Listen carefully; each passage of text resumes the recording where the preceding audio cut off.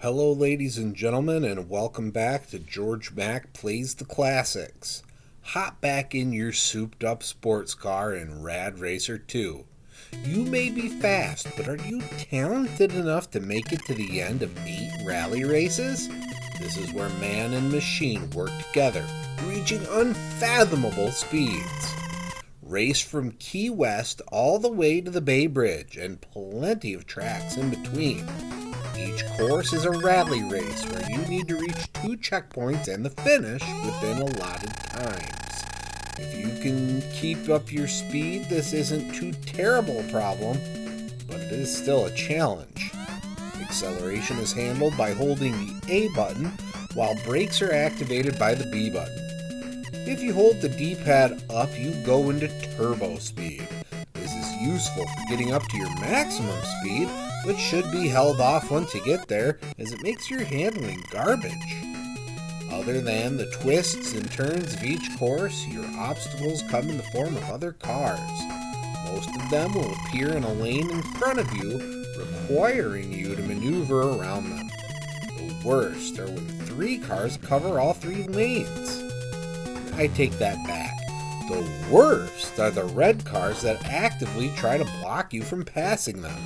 They caused more spinouts than I'd like to admit. If you do come to a complete stop, hold the D-pad down for a few seconds to fill the power start gauge. You can immediately take off at 255 miles per hour if you do. It's inevitable that you'll run out of time before you reach a checkpoint, but if your speed is high enough, you may be able to coast far enough to get more time added on and another chance to make it to the end. More often than not, you won't make it to the checkpoint and have to start again. You can do a stage select by pressing the B button X amount of times and pressing up plus left plus start simultaneously. X is however many levels you want to skip ahead.